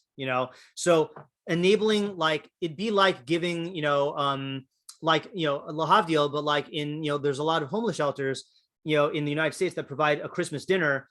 Or Thanksgiving dinner for homeless people, right? So that they can celebrate with everyone else, So I think Mordechai, even though we then take that and we frame it as tzedakah, you could frame it as a Persian thing as well, or as something that the assimilated Jews would be okay doing, Yeah, Avital. I don't know, I feel like I'm missing something. I don't exactly get how that would be possible. At Shalhevet, we weren't even allowed to wear graduation gowns because they came from something that was not Jewish origin. Right. I just don't get how this fits into like. Right. Well, Jewish so the way it fits in is that the Shalhavit graduation gown was because it was a practice of avodah zarah. There's nothing avodah zarah about this at all. So because the people were celebrating and the Persians joined them, that's how it became this type of celebration. So it depends on who you ask. So according to Rav Reggio, Achashverosh tasked Mordechai with making a national celebration to reinforce the monarchy. Okay, no different than when the British monarchy, televised the Elizabeth's wedding to make everyone buy into the monarchy more. This was to strengthen it, and it had a practical purpose, which is to prevent further rebellions. If you buy my theory, then this was an organic celebration that happened, and that emerged, and there's a certain thing where you can't fight the tide, and it was for a good thing, by the way. It was the fact that they were relieved that God saved them, but the form that it took upon itself was not a typically Jewish form. Lahavdil,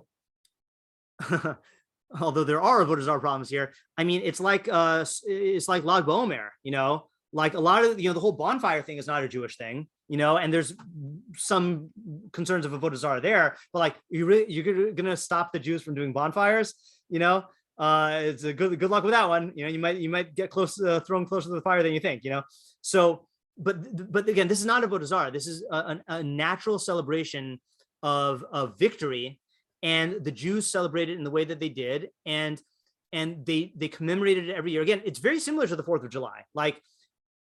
Even though I think the U.S. government did make it a national holiday from early on, the people would have celebrated it each and every year anyway. So halacha had to work with that instead of working against it.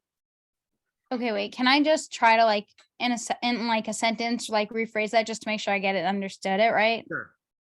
So there was some sort of celebration going on, and it was very organic, obviously, because their lives were literally just saved. And within that celebration, so that's what was going on. And instead of fighting this basically huge tide, so we said okay, let's infuse this with meaning, basically. Exactly. Yeah. Okay. Yeah. So I'm gonna just type this up as a summary, just because it'll be better. Rather, so Purim is not a Jewish celebration. Rather, according to Rav Reggio, Achashverosh tasked Mordechai with designing a nationwide holiday to reinforce the monarchy, and Mordechai had to make that holiday, which necessitated making this a Persian style holiday rather than a Jewish one. Okay. B, according to me, this started off as an organic victory celebration by the Jews, who naturally celebrated in the manner of assimilated Persian citizens. And Mordechai and Esther, instead of fighting it, took it and ratified it and infused it with halachic structure and Torah values. And according to my theory, by the way, that's why, the Jews did not institute a Megillah reading, but that was a genius move on the part of Mordechai and Esther, because that frames the entire thing as Talmud Torah and as Hallel. We do say that one of the opinions about why we don't have Hallel is the reading of the Megillah is the Hallel. That's why they instituted Al Hanisim. That's why they framed the Matanos Levionim as what do you call, as tzedakah. That's why they made Mishloach Manos and framed it as promoting Achdus, and they just infuse everything with Jewish values, but it started as just secular things. And that's why it doesn't have the structure that we would have associated. Yeah, Vanessa? I don't know. It seems like Rav Reggio's point and a lot of these points hinge on the idea that this is not a Jewish idea. Whenever you grow up and ask a question why are we feasting, this isn't Jewish, I always got the answer that contrasting with Hanukkah, Hanukkah was a spiritual thing, they were just trying to get rid of the Judaism spiritual practice, whereas Haman was just trying to kill Jews by blood, God forbid, but modern day Hitler, not previous day Hitler, sorry, not doing English, but and so we celebrate with God, like with the physicality, because our physical bodies would have been like eradicated. So we like enjoy God's bounty or whatever. How Right. does that idea hold water? Like, I don't even know where it's from. Like, I couldn't tell you. How does it fit into like this paradigm? Because I like this. I'm not, I think I missed your question. That Purim is about the physical salvation, right? Okay. And it is an objectively good thing that we should thank God for, the fact that he saved us from destruction. But it was something that was recognized by the Jews whose lives were threatened back then, and they celebrated it. And according to this theory, it's just a question of like, you know, who was it really initiated by Achashverosh and Mordechai had to implement it, or was it initiated by the people and Mordechai had to like Jewify it? Okay, so it's more a question of the origin than the practice. Yeah, right. Okay, The fine. practice I is thought there was more of an issue of practice as well, Yeah, which is yeah. that was my question. Yeah, Lauren. Yeah, I feel like this is a good example of it.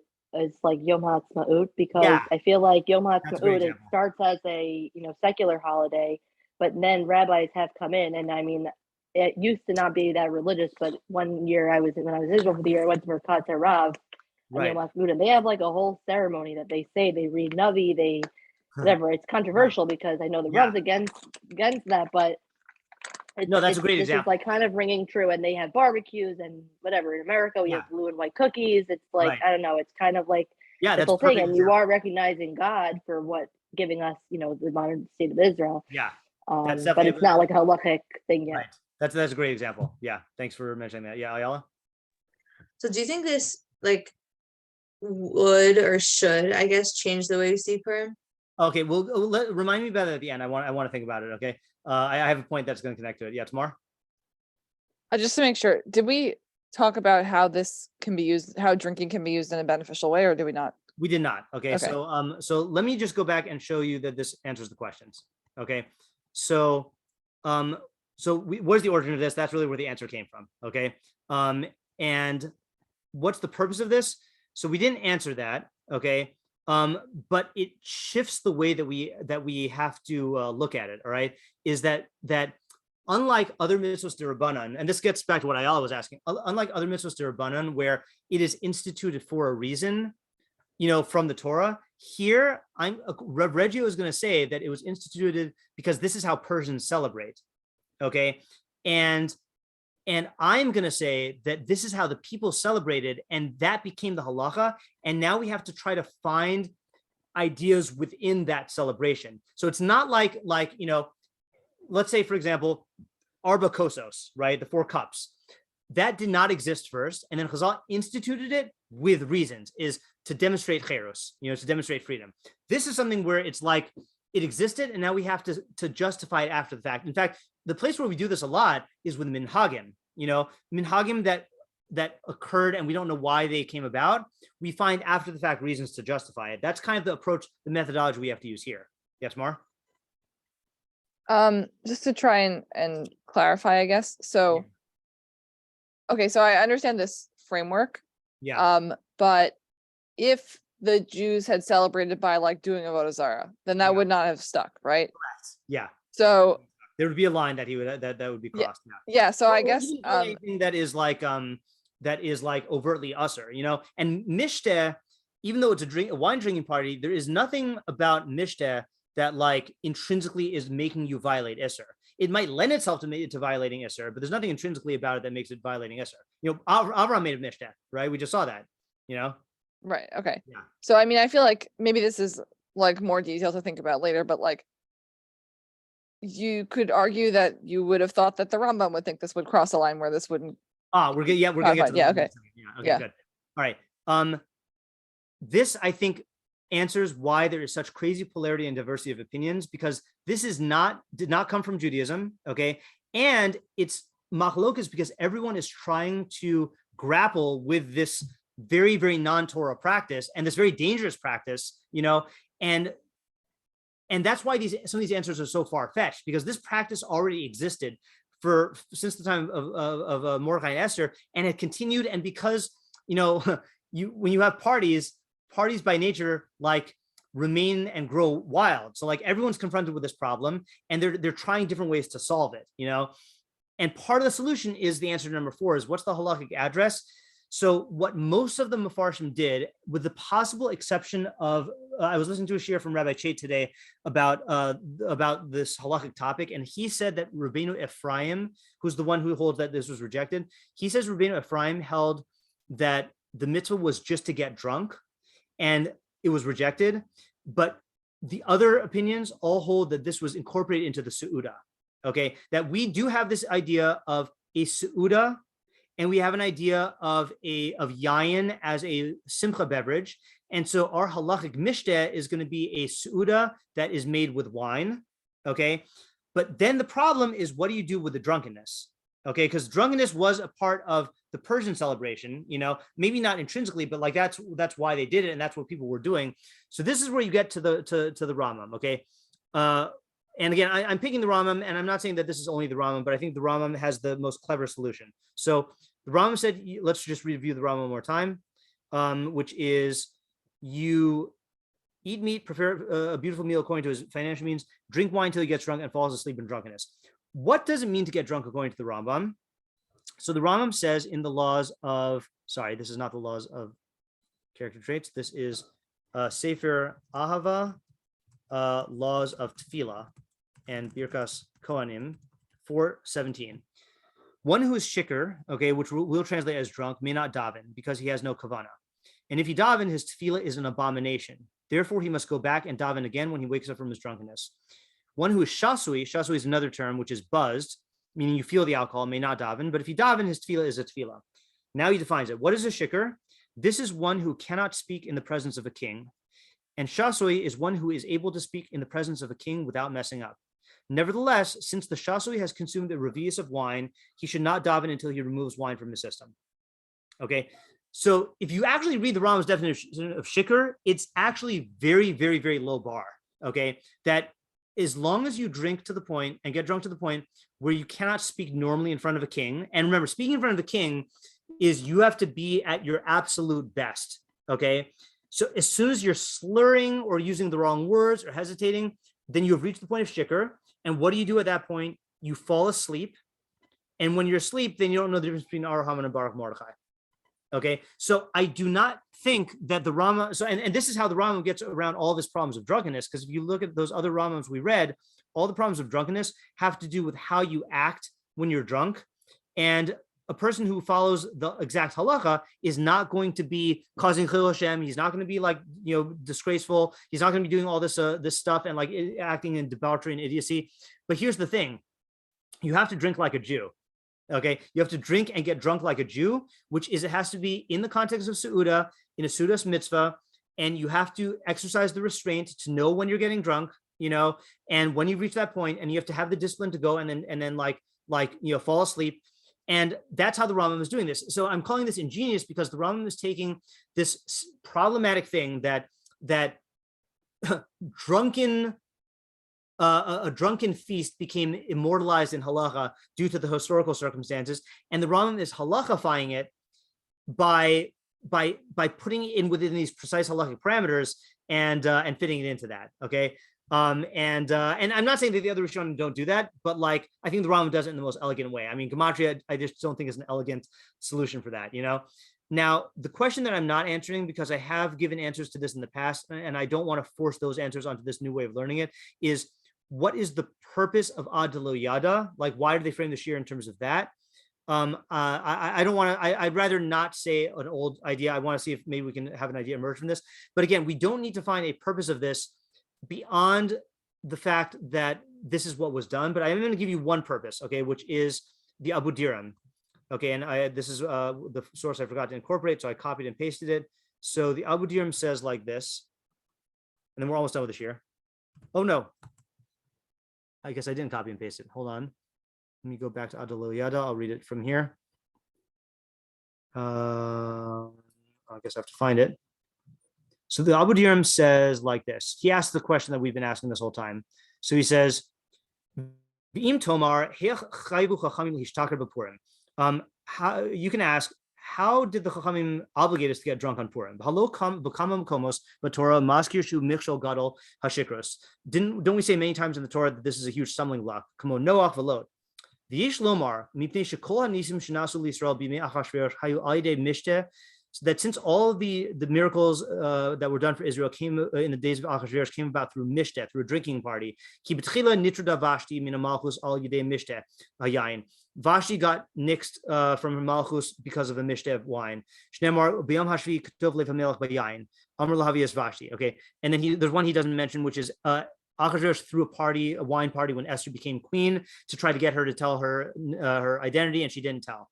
Then Uba Esther tachtaha al yedei mishteh shneimar. Oh, he does say that. Sorry. Yeah, v'yas melech mishteh gadol l'chol sarav avadav es mishteh Esther. Right. So that's the second one. That's Esther's rise to prominence. Haman's downfall was because of the two wine parties that Esther threw for them.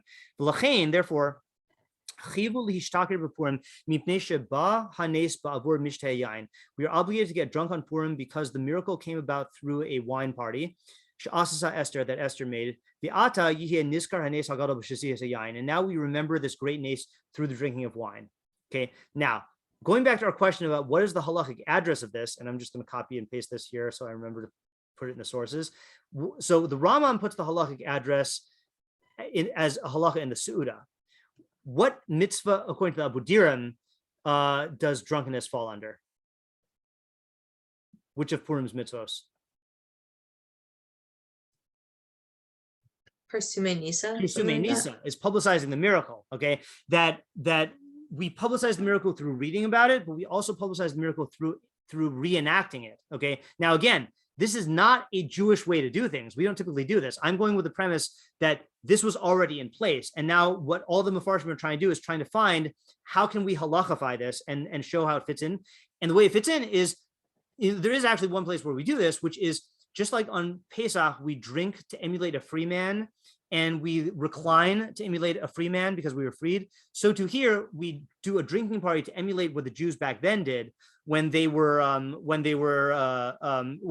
what the principal characters did, but also the Jews who had relief from their enemies, is that they threw a drinking party, and we want to put ourselves in that mindset of like celebrating the way that the Jews did, to reenact, to like feel a sense of what they felt back then. And and Rav Pesach has made the point before that that like the whole idea of drinking is that they were slated to get killed by all their enemies, and the reversal was so great that they could drink and not even have to worry about their enemies targeting them in that state of drunkenness. It was that total, and we should have that feeling on Purim.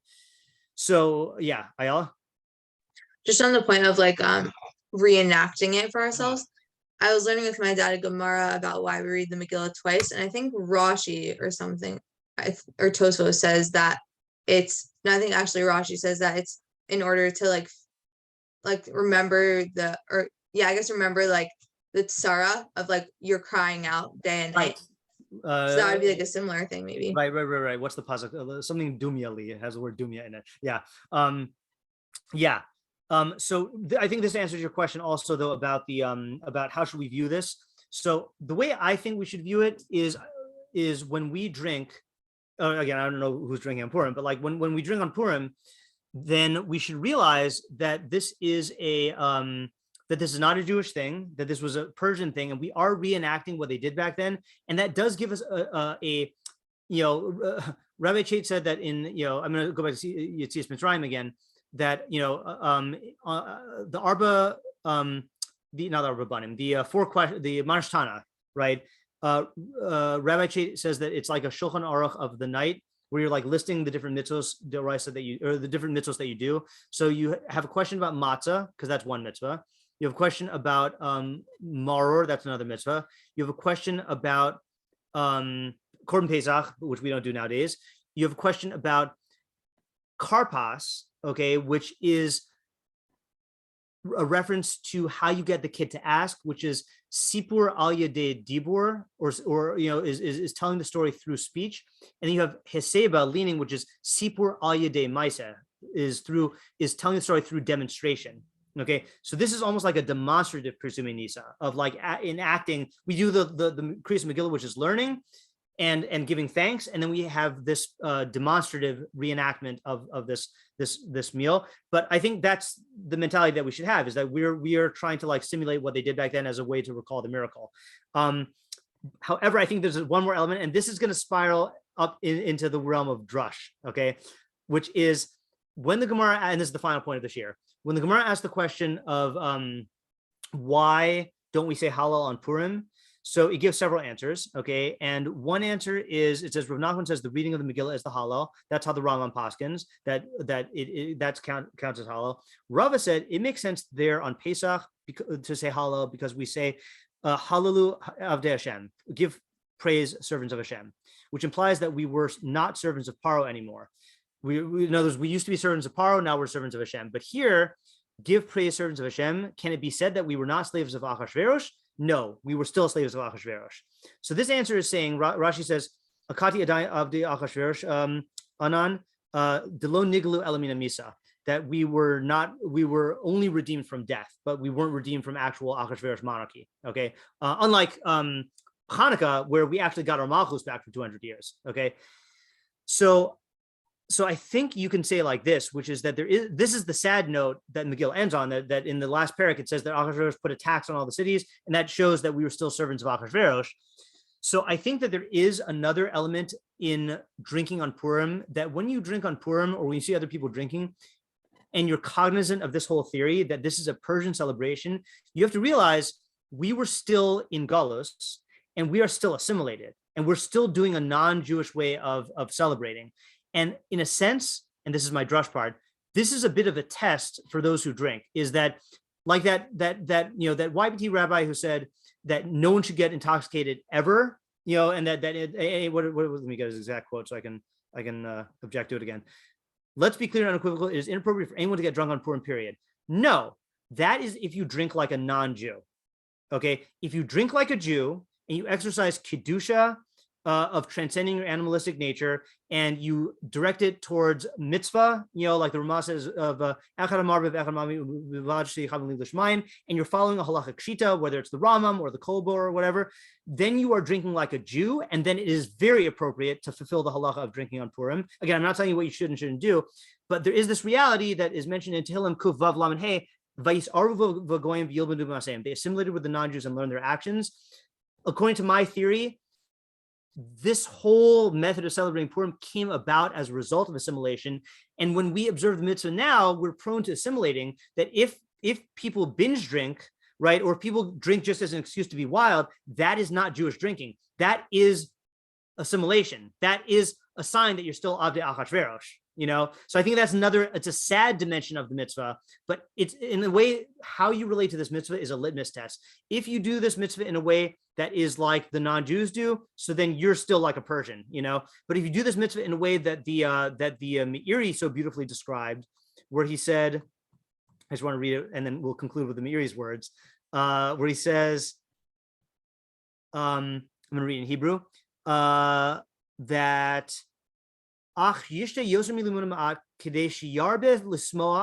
drink more than you used to in order to increase your joy. Hold on. I accidentally copied the wrong Hebrew. Oh no, hold on just a second. Where's my Meiri? I gotta go to the PowerPoint. Sorry, I gotta read his lecture, is so beautiful in Hebrew. Hilchos Purim overview. Meiri. Mariel. There we go. A person is obligated to increase in rejoicing on this day and eating and drinking until he doesn't lack anything. Nevertheless, we are not commanded to become drunk and demean ourselves, degrade ourselves from this rejoicing. We're not commanded on a simcha that has wildness and foolishness. A simcha of enjoyment, a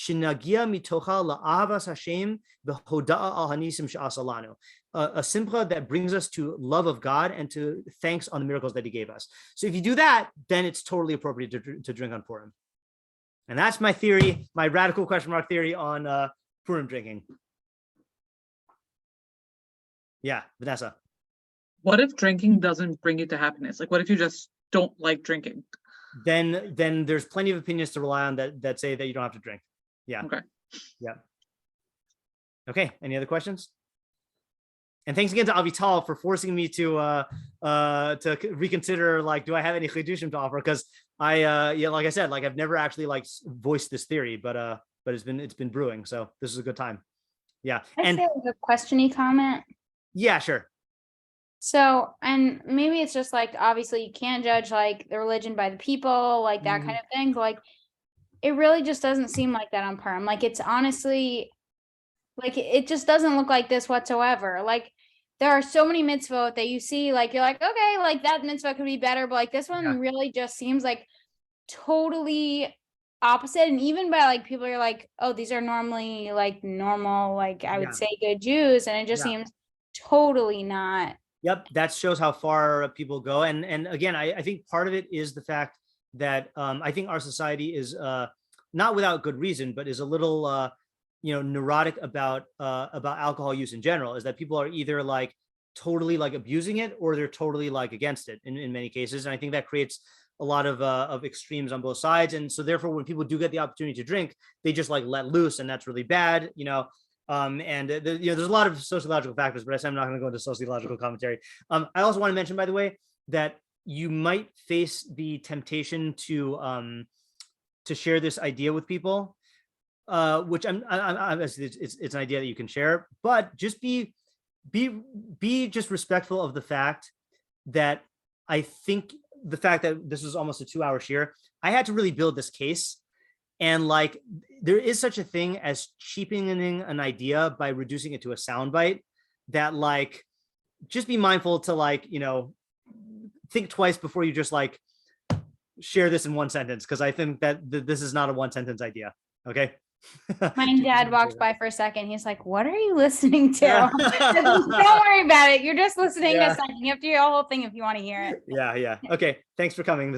I'm really glad we did this. This is I really got a lot out of it. I hope you did too. Yeah. Thank you so much. Yeah. Thank you so much. It was a really good Thank you, shiur. Rabbi. Thank you.